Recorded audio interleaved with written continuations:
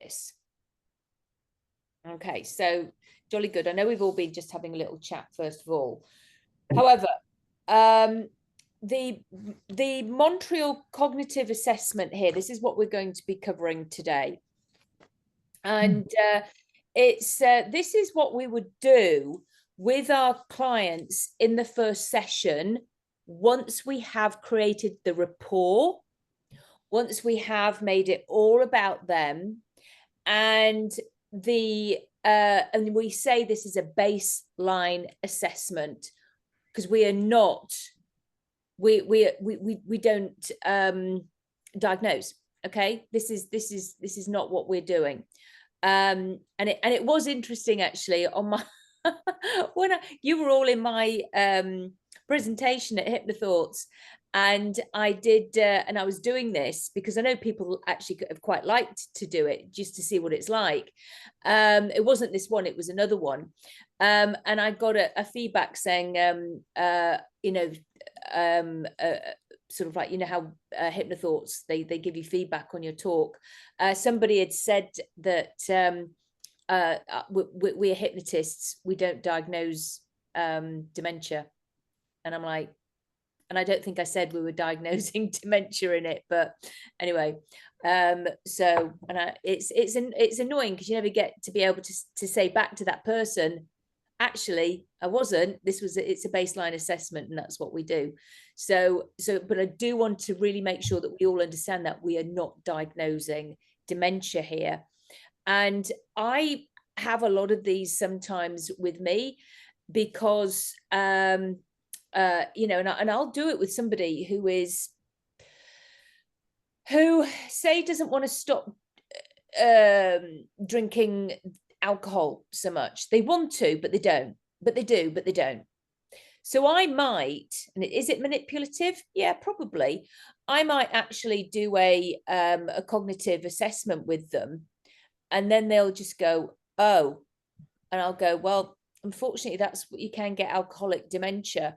And then sure enough, within a week or two, they've stopped drinking. So it sounds really awful, but if they want it, if they hadn't really wanted to have stopped drinking, they wouldn't. So there was some part of them that really did. And same with sugar. If you do this on somebody who is drinking soda, then they will that's bad for them, then they will stop. So Gary, you're listening. I am so wicked, aren't I? But I have done this with somebody, and he actually stopped taking sugar that night. He'd already had a stroke. So, and it kind of just, anyway, like I say, is it manipulative? Possibly. But we all do anything we can to help that subconscious, unconscious mind, whatever you want to call it, make the decision for the person. Will help them guide to where they, because that's what they called you. They wanted help. And I'll use anything that I've got at my fingertips. So this the Montreal cognitive assessment, anybody can find this. It's on the internet. All right, I got it from the internet and I sent it to you because that was what we had to do with Dr. Dan. We all had to download it from there. And we're going to go, I know I don't normally do this at all, but we are going to go through it bit by bit because I want us to take it apart and really feel it and think about what we think about it with each other.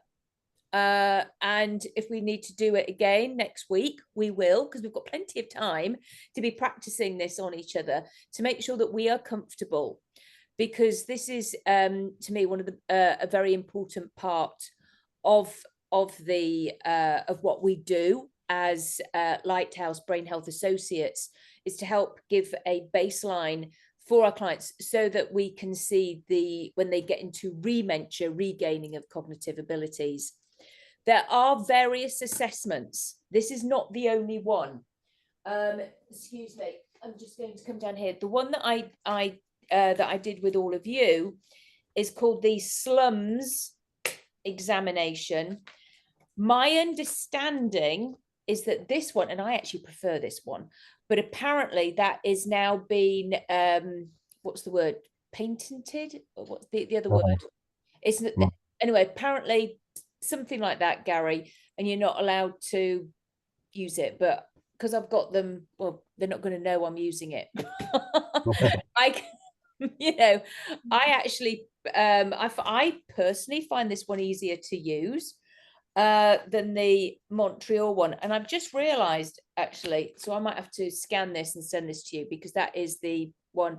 This other one I sent you doesn't have the other animals on. So I'm probably going to scan this and send this to you, or I'll find the other one on the internet. Like I say, that there are lots of different cognitive assessments. If you do a cognitive assessment with somebody, use the same one that you did the time before. Keep it the same one. So whichever one you choose to do, use the same one, okay, each time. Because otherwise it's not a true assessment, is it? You know, it's where they score with that assessment. So it's about now again, it's not a test for time. Okay, it's so give yourself so as I say, my first when I'm working with my clients living with dementia, I have a lot of time, and I won't do this in the last 10 minutes.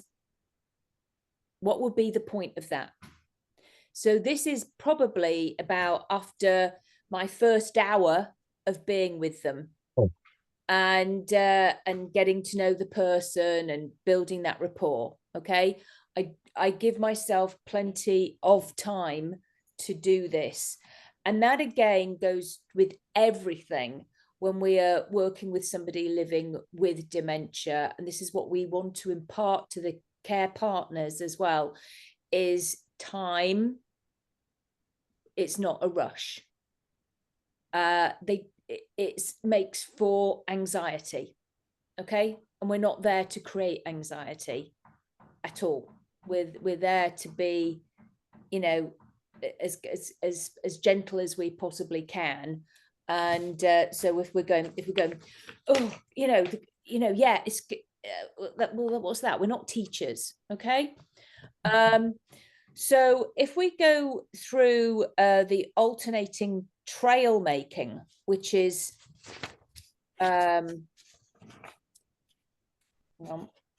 so that's on page 1 of that one, and that's that one.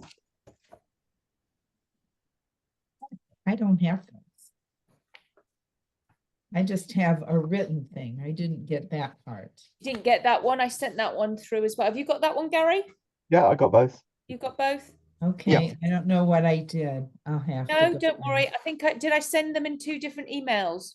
Can't remember that, but I might have done. Don't worry, carry on. It doesn't matter, because we'll probably be going over this again next week. Okay. Yeah, so hopefully I can find it. And well, I'll be holding it up. All right. So what I'm going to do is I'm going to go, because if we ever do this with people on Zoom, this is why we would have to almost draw it here for them anyway, to do the cognitive thing.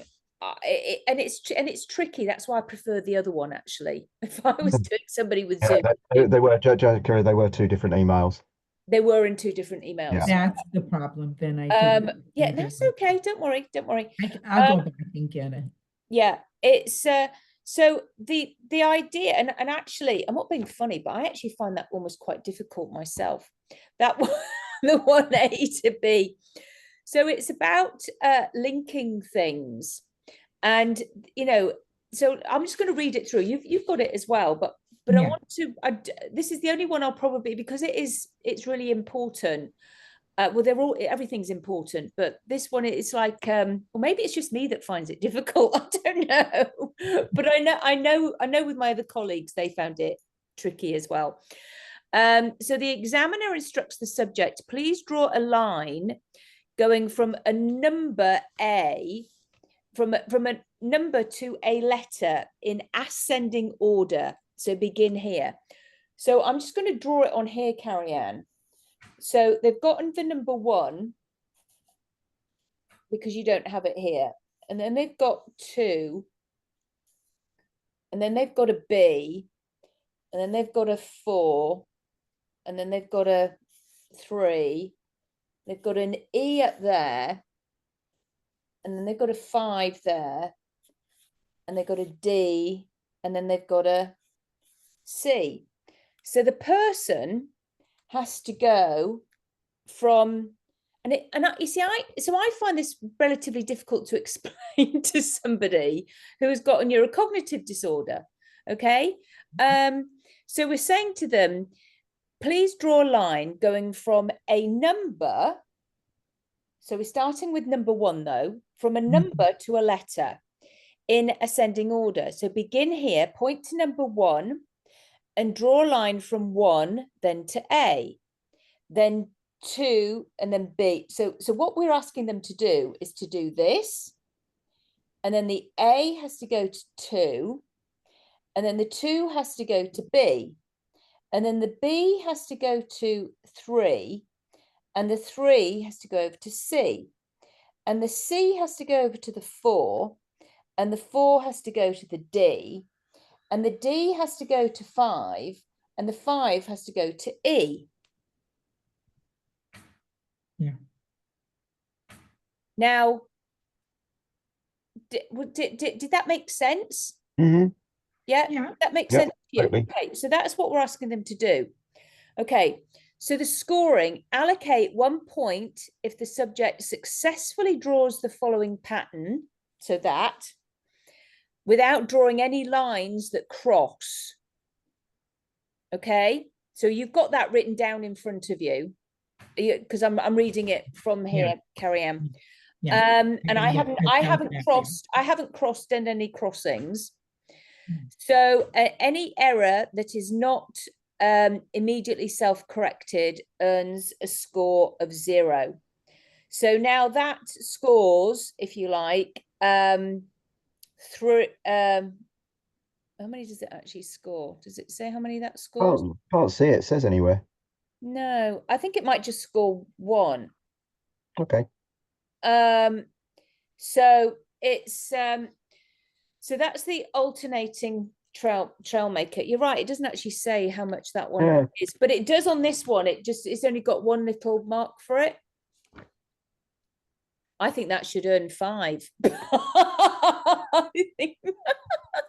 But the score is generally out of well, 30, at least my other one. I might have to. Yeah, because the other ones, it tells you how many points you get, but that one doesn't. No.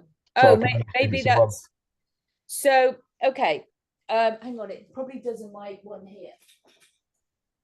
Let me get this other one out. In fact, no, it is 1, because if you look at the back of it, there's it says draw the clock is 3 points, and at the bit on the right hand side, it's a mark out of 4. Yeah, so 3 that's points. right. It's got, yeah, it has on this one. I'll have to copy and paste you all that one. So so that's that one. Okay, so that is 1. So 1 out of 1. Okay, so you get a score for that. Now it wants you to also copy a cube, or visually, so draw a cube. Now, I don't know if you ever remember learning to draw the way to draw a cube. There is a nifty way, and that is to do it like this.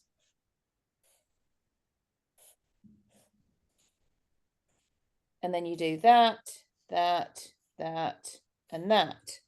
Oh, a cube. I thought you said a Q. A cube, sorry. My B must have been silent over the internet. A cube. So that's how you would draw a cube.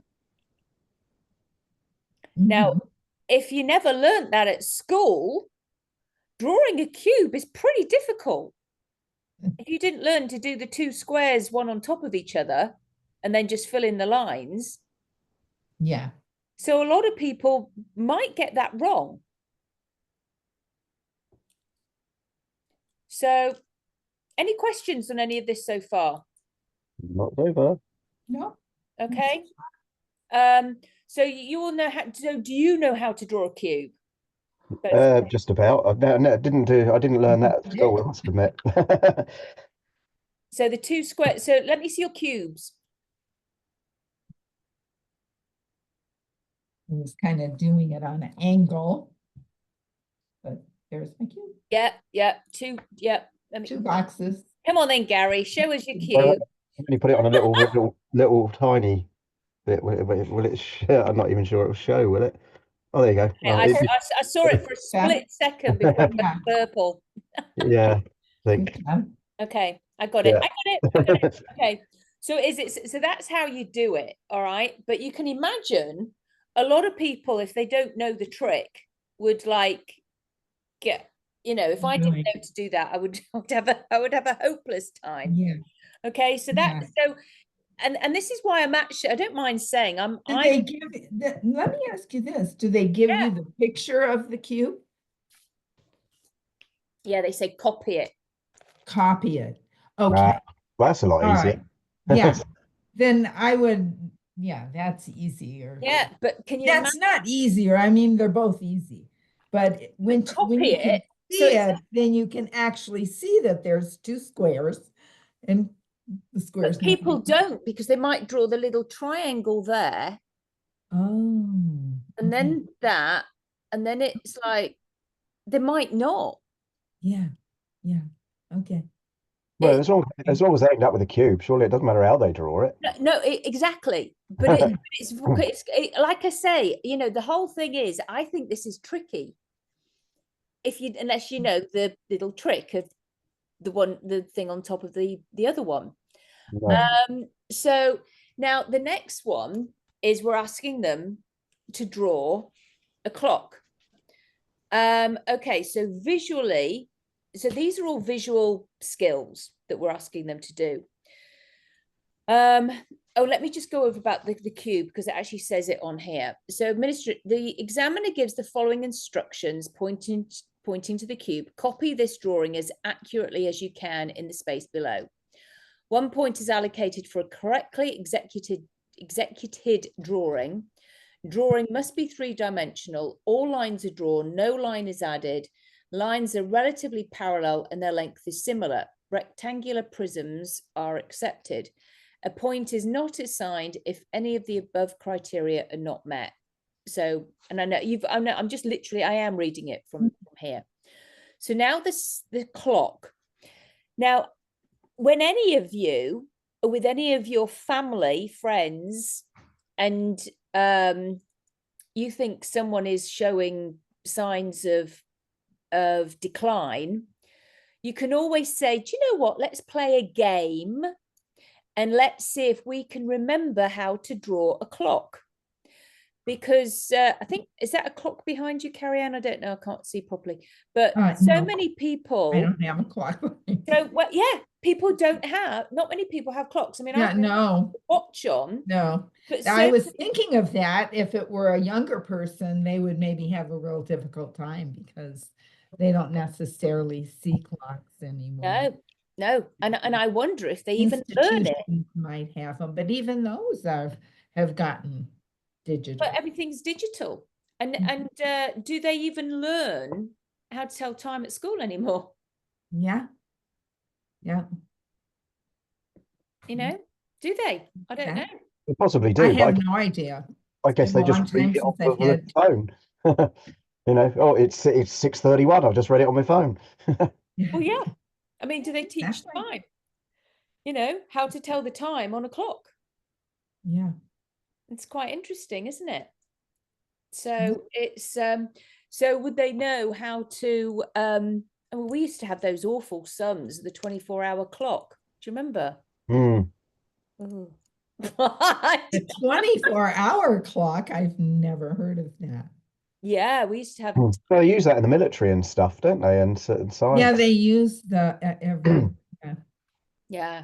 So it's like, okay, so indicate the right third of the space. Okay, so this is like, now, this is why I'm not that keen on some of this, because I give people extra paper, because it's like trying to draw a clock in there with all the numbers. that's not that easy, for some people to draw that. So I like to give, that's why I prefer this one. Sorry, I know I am here. That's why I prefer, because it's got that on the back. Oh, yeah. That's better, isn't it? That's easier. Better. Yeah. So, and this is called the slums one, but unfortunately, apparently we're not meant to, but I've got these. If you want me, I can scan it to you, and then you've got it. Just because there'll be some people that, I don't know. As I say, I prefer this one. I'm going to do both with you, just because I think it's important that we get the feel for what we're doing here. So what we're doing now. Okay, so scoring. So 1 point is allocated for each of the following 3 criteria. Contour, the clock face must be a circle with only minor distortion acceptable. Now, isn't that interesting? Because the other one actually has the clock on it, as in the circle. Numbers, all clock numbers must be present with no additional numbers. Numbers must be in the correct order and placed in the approximate quadrants on the clock face. Roman numerals are acceptable. Numbers can be placed outside the circle contour. And I can only assume that's because on this one, you're not given much space. Okay. And hands, there must be 2 hands jointly indicating the correct time. The hour hand must be clearly shorter than the minute hand. Hands must be centered within the clock face with their junction close to the clock center. So it's just making it as accurate as they can. So everybody draw a clock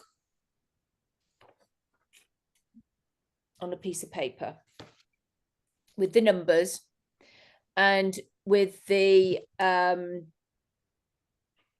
on the MoCa one, it says 10 past 11. That's what we want, 10 past 11. Funnily enough, the slums one is 10 to 11, but this is 10 past.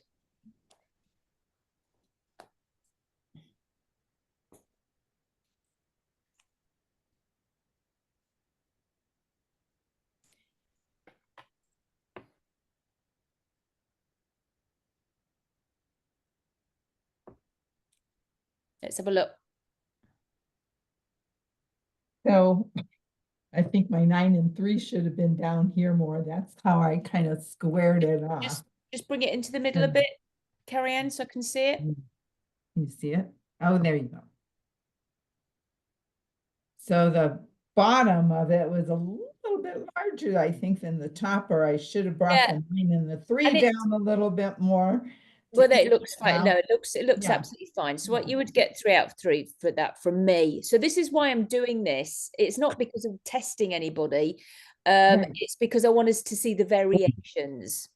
Yeah. And it's let's see yours, Gary, if we can. Have you got another scrap of paper there for me? Oh, yeah. There was it. No, you've used all purple. Yeah, it keeps coming up occasionally. No. Oh, No, just your fingers. All right. Oh. Why is it purple? I don't know. Oh, there you go. There we go. Okay. There you go. Right. And you'll find that some people, when they're doing it, again, there's a little trick to drawing a clock. You put the 12 and the 6, the 3 and the 9, and you fill it in. That's how I did it. That's how you do it. Yes. So there's always a little trick, which means that then you're going to get the spacing a little bit better. Yeah. And it's interesting. You will find that when you're doing this with a lot of, say, analytical people or just people, they will do it that way. Same with the cube. So it's interesting. They already know how to do something. And it's from school. It's from school. I don't know what they're going to do in the future. So this is a really good question for us to think about. What would we do instead if we had a young person, because children can get dementia, what would, and they might not do clocks. Never seen. Yeah, what would we do instead? I wonder what we would do as a visual thing. Huh.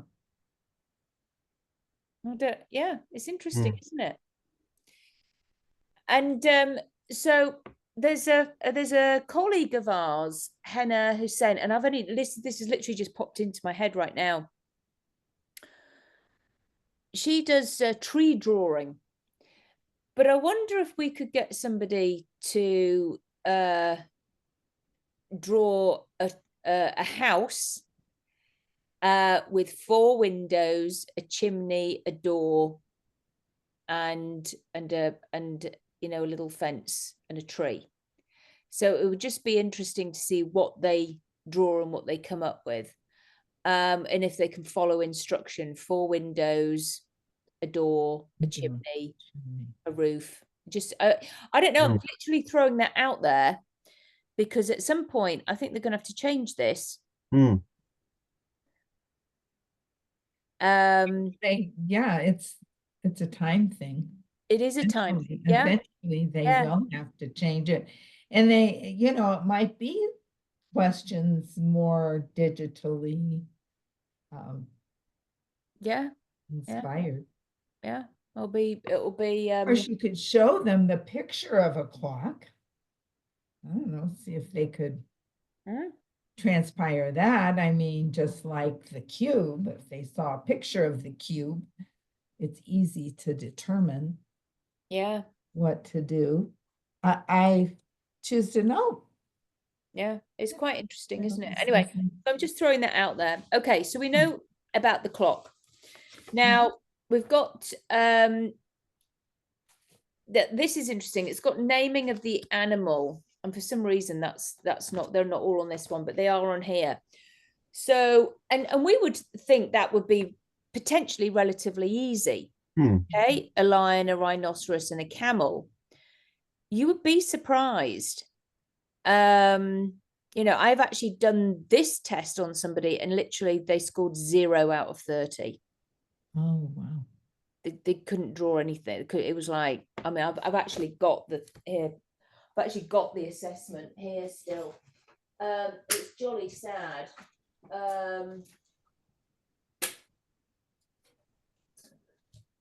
Of what she drew. So I got her to draw things. I mean, she just couldn't really do anything. It was just like, oh, that was her clock. Ooh. My goodness. I know. And hang on, I've got it here as well. It was like, that was, yeah. Oh, I think the animals, one was a tree, one was a train, and one was a bicycle. I mean, it was just like, that was I was trying to show, anyway, it was, we didn't get anything really. It was very sad. Yeah. Oh my goodness. She's actually dead. She had alcoholic. She's 58. She died. Alcoholic. Dementia. And she was one that I went to. Yeah, it was, and it was more for her husband. Now, because of the medical system here, potentially in England as well, they put her on psych meds because she kept calling the police and was being aggressive, and so they put her on some psych meds, and literally she did die within about 4 months. The decline was massive. When people are on psych meds, she wasn't on the correct medication, and he was her caregiver. There was nothing they could do. They didn't have the money. Just didn't have it. That was that. So it was, I know, awful, isn't it? So when I was there, what could I do for her? The children were paying for me to be there. What could I do? Because her nails, I filed her nails and I massaged her hands. and I talked to him. And then I would do some relaxation, guided meditation with him. And she would be, while I was massaging her hands, but then she'd be walking around a bit, and then she'd come back, and then because she was just not there. It's very sad. And this is why, if we can get somebody with their first diagnoses and they first get it, we can be so much more helpful to them all. Yeah.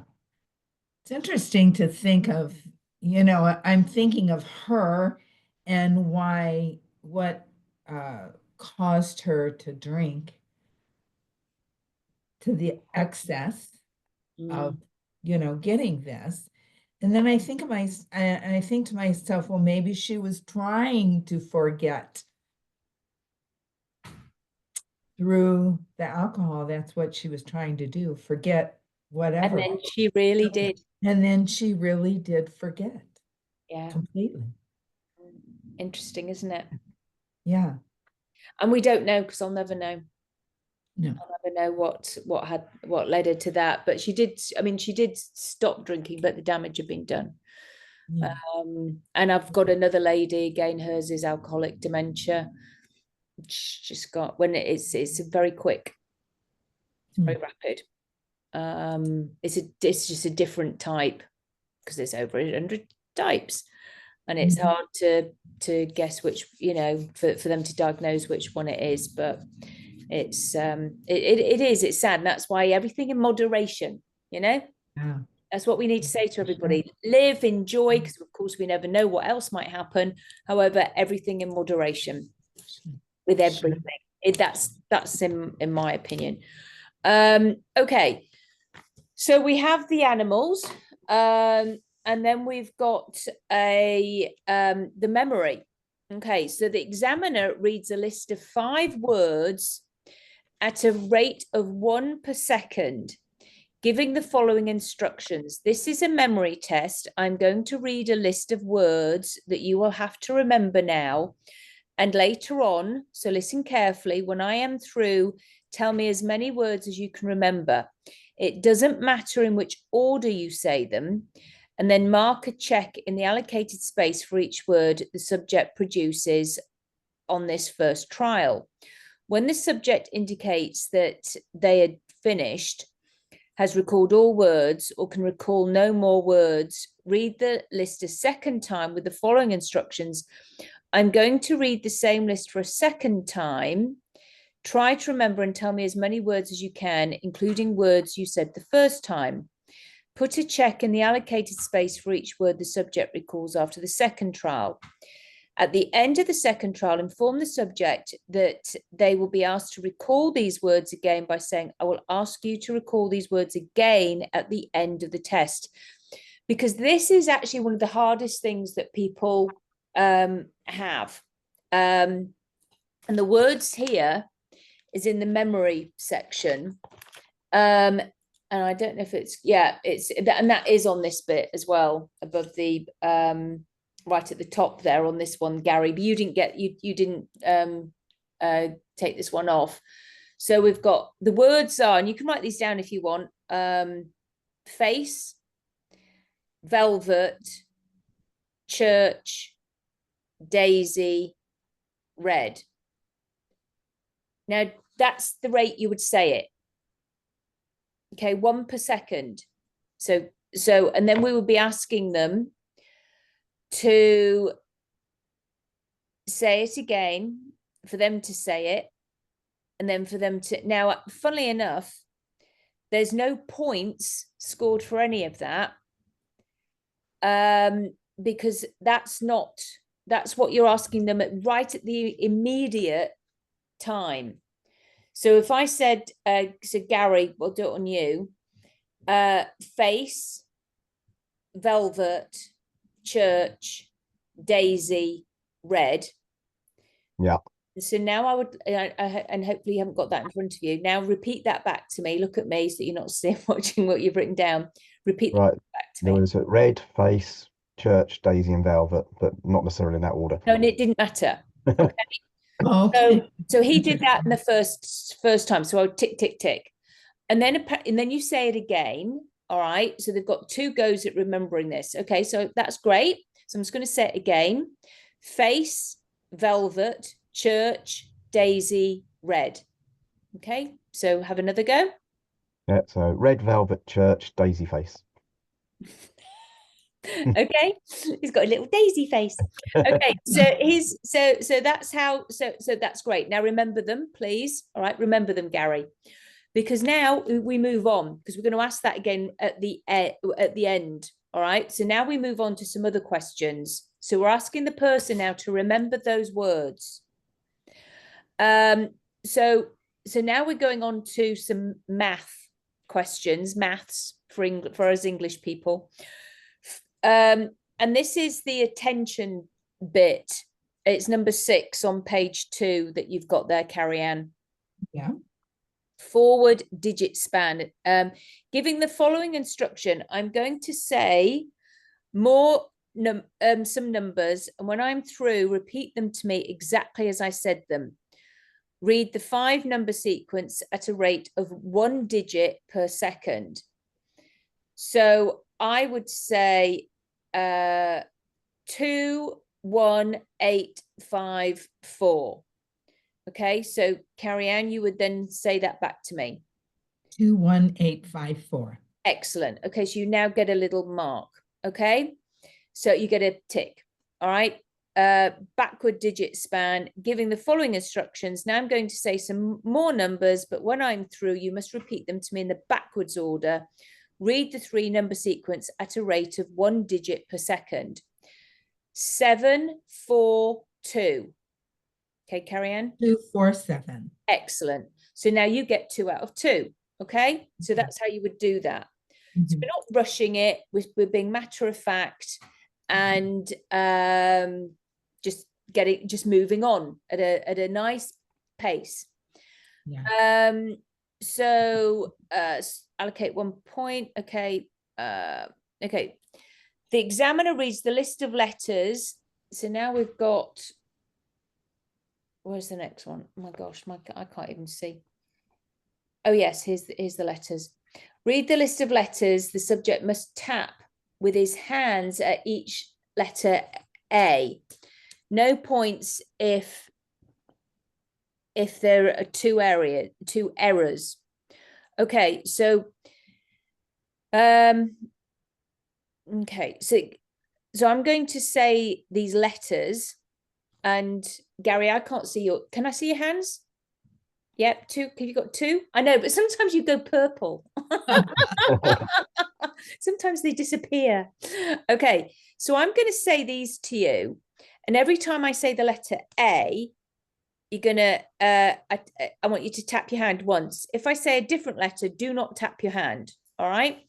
So Carrie-Anne, you watch his hands as I say this. All right. I mean, so FBACMNA.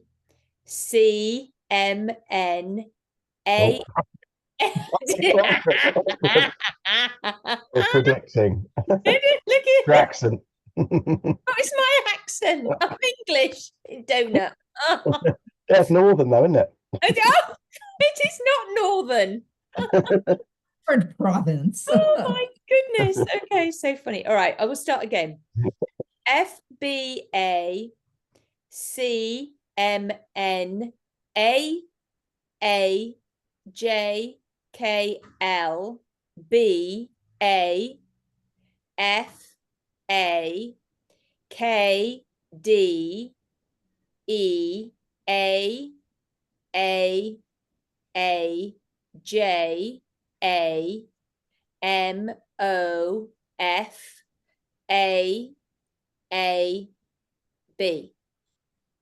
Did he do a good job? You did a great job.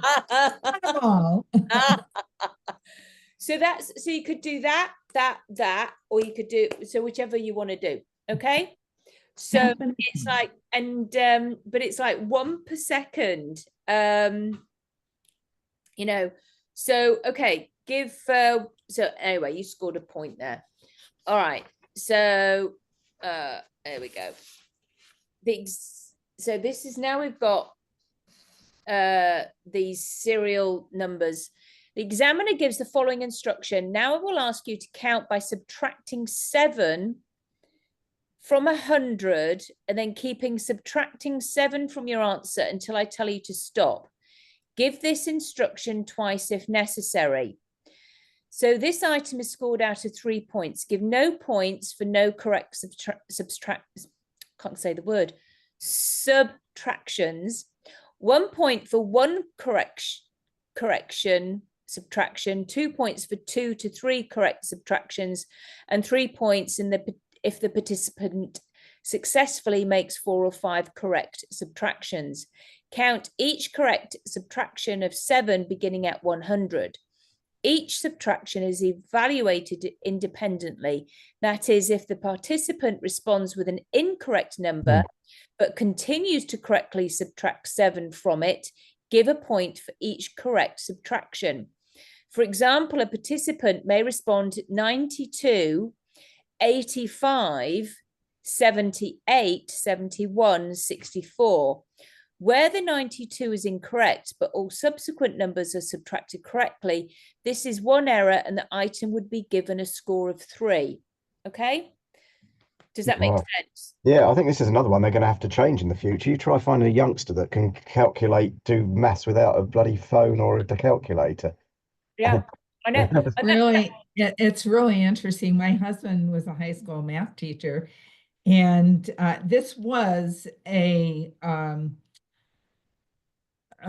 slow group of kids that he was working with, but he asked one of his students to add 10 and 7. We'll just use 7. I forget what the numbers.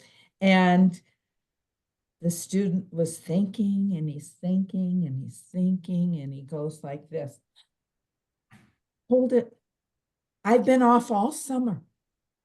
You're going to have to give me a few weeks to get back into this. So that was his answer. For example, he was special. He was so I find, for example, in our local pub, you get the younger bar staff. They can't do mental arithmetic. They have to do it on the till or a calculator. Yeah, that's what they're used even if they write it down, they can't do it. Yeah, it's worrying, isn't it? Yeah, yeah, it is worrying. It is. And they're all given calculators. Yeah.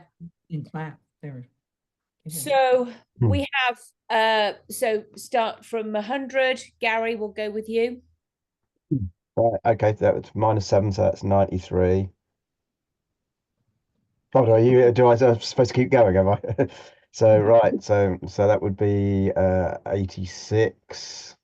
So then 79, 72, 65. Excellent. I've got the answers in front of me. Right. The reason and this isn't in the slums one. Because I would have problems with that myself. I would think I could do 93, and then it would be like, because yeah, I can. It's like I am. I'm not, but I can do 10 plus 7. Okay. My husband can help you with the other. I know. There's some spit, but it's like, okay. So now what's the next one? Where am I? Okay. The examiner gives the following. I'm going to read you a sentence. Repeat it after me exactly as I say it. I only know that John is the one to help today. Okay, so so you would say that to me. I only know, so I'll get you to say that to me, Carrie Ann, I'll say it again. But we're not going to say that again to a client, okay? But I didn't ask you to redo this for me. I only know that John is the one to help today. I only know that John is the one to help today. Now I'm going to read you another sentence. Repeat it after me exactly as I say it. The cat always hid under the couch when dogs were in the room. The cat always hid under the couch when dogs were in the room. Excellent. Okay. So allocate 1 point for each sentence correctly repeated. Repetition must be exact. Be alert for errors that are omissions, e.g. omitting only, always, and substitutional additions. John is the one who helped today, substituting hides for hid, you know, so in case they missed anything out, okay? So the examiner gives, so now we're on number 8, verbal fluency. The examiner gives the following instruction. Tell me as many words as you can think of that begin with a certain letter of the alphabet that I will tell you in a moment. You can say any kind of word you want except for proper nouns like Bob or Boston. Numbers or words that begin with the same sound but have a different suffix. For example, love, lover, loving. I will tell you to stop after 1 minute. So we have to have like a little timer with us, which is when our clocks, our phones do come in handy because they've got a timer. I will tell you to stop after 1 minute. Are you ready? Now tell me as many words as you can think of that begin with the letter F. Okay. So, but they're not allowed to say Freddie, not allowed to say Friday. They can only say like fudge, finger, flower, you know, and they've got to say as many as they can. Allocate 1 point if the subject generates 11 words or more in 60 seconds. Record the subject's response in the bottom or side margins. Okay. So that's quite explanatory, isn't it? But next week, we're going to be doing this on each other. Okay. It's like, this is important stuff that we feel okay doing this. Okay. And this will, if it takes a couple of weeks, if it, you know, then that's fine. It's not a problem. As I say, we've got a lot of weeks. Okay. And I really want, my idea is that the latter part of what we're doing together is because I'm here to answer, you'll be seeing a client by then. And then we're here to, what else can we do? What else can we do? What else? It'll be supportive. Okay. So I'm trying to get you to a place where you can start working soon. All right. With somebody and saying that you do this, you know, hopefully, I don't know, by May or something, or will you feel comfortable?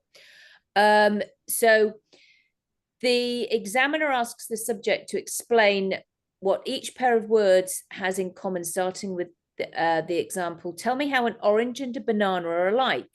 Okay, so that's quite, you know, good. If the subject answers in a concrete manner, then say only one additional time. Tell me another way in which these items are alike. If the subject does not give the appropriate response, fruit, say yes, and they're also both fruit. Do not give any additional instructions or clarification after the practice trial. Say, now tell me how a train and a bicycle are alike. Following the response, administer the second trial saying, now tell me how a ruler and a watch are alike. Do not give any additional instructions or prompts. So that's, so yeah. So it's just literally saying, you know, tell me what's, you know, and we know it, the fruit or, you know, a train and a bicycle, they're both ways of getting about, watch and a ruler, they're ways to measure, of measurement, with numbers. Okay, so Gary, what were those 5 things I asked you to remember? The red velvet church, daisy face.